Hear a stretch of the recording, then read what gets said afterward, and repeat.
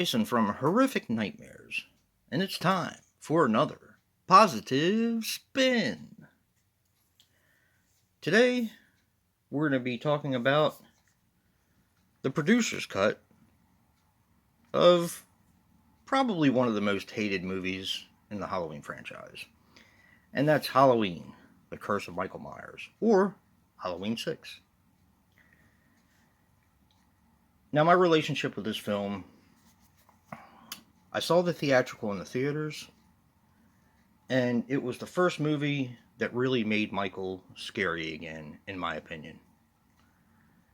I remember I saw it by myself at night when it first came out, in a theater that's no longer there. And when I was walking to the car, when it was over, I remember looking over my shoulder a few times. So that was proof that it was pretty effective. Now, the producer's cut, on the other hand, I saw when I got the Halloween box set, which of course is not this. This is the Miramax. Same thing. But I saw it, and I was so attached to Part 6. I'm one of the people, of course, that loves Part 6, the theatrical cut. I always have. When I watched the producer's cut, something went blocked. It went just blocked in my mind. Like, I had my mind made up, and it doesn't really matter. This is actually the third time I've watched it with Joe. I watched it one other time. I believe it was with Brad and Joe, and really didn't pay attention once again. But I will say that when I'm watching movies with Joe, I tend to pay attention a little bit more. Not only just because I'm watching it with somebody else, but because we're discussing it. And, of course, this is for a purpose. This is to do a positive spin on a movie that I was never really that keen on. So let's put a positive spin on the producer's cut of Halloween 6, The Curse of Michael Myers. Okay, this is actually not going to be a very long video because a majority of the movie is the theatrical cut. It just has other parts inserted in where they were supposed to be. Okay, right from the get-go, I like the opening title credit of Halloween 6, The Curse of Michael Myers, because they used a thorn symbol. I thought that was cool. It does tell more of a cohesive story. I'm not going to lie. Like I said, I've always been a fan of the theatrical cut, but it's messy. I just always enjoyed it, and you get a lot of Michael, and it just made him scary again. The mask was right on point. So, another thing I loved about this film is it showed what happened at the end of Part 5. I thought that was pretty awesome. The music is better and more fitting. The music makes all the difference in this. It's not that I didn't like the music in Part 6, the theatrical cut. I always did. I always got used to it. But the music is Halloween music, and it's definitely tells the story better. You can tell that's what they originally intended. And it was back to the basics, basically, with the music.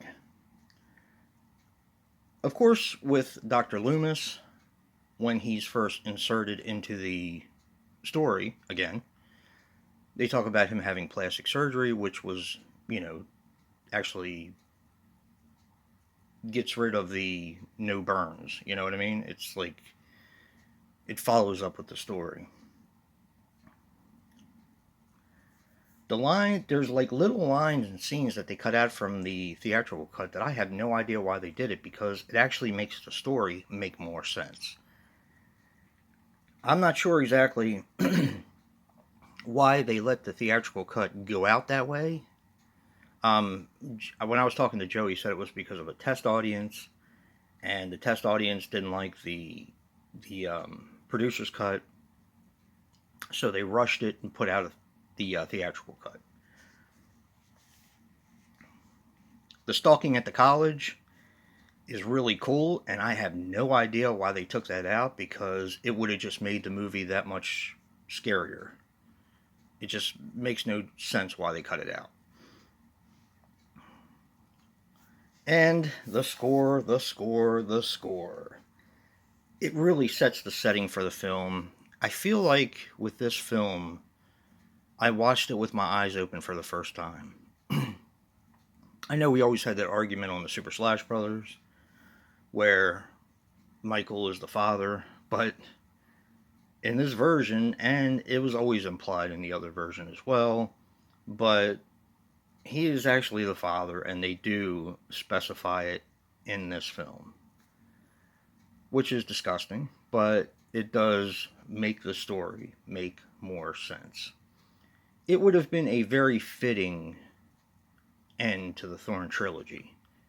And I think I agree with what Joe said the other night. If they would have released the producer's cut instead of the theatrical, it would have gotten a lot more recognition. And it wouldn't be as hated as it is now. The last thing I wanted to talk about with this, as far as positive spin, is I don't understand why Miramax puts so much, or Dimension Films, put so much emphasis on the test audience. It kind of pisses me off because this was Donald Pleasant's last film. It was a Halloween sequel, the movie that he helped make amazing. Because they said he was boring, they actually cut his part down. How is that for disrespect from one of the greatest actors of all time? I don't get it. It's disgusting, and I feel like Dimension or Miramax or whoever it was really dropped the ball with this film. Even though I still like the theatrical cut, I've kind of warmed to the producer's cut now because it makes more sense. So that has been my positive spin on the producer's cut of Halloween 6, The Curse of Michael Myers. Don't forget to check out Joe's review, or his video rather, his positive spin. And if you like what you see in here, hit that like button and subscribe. And until next time, peace.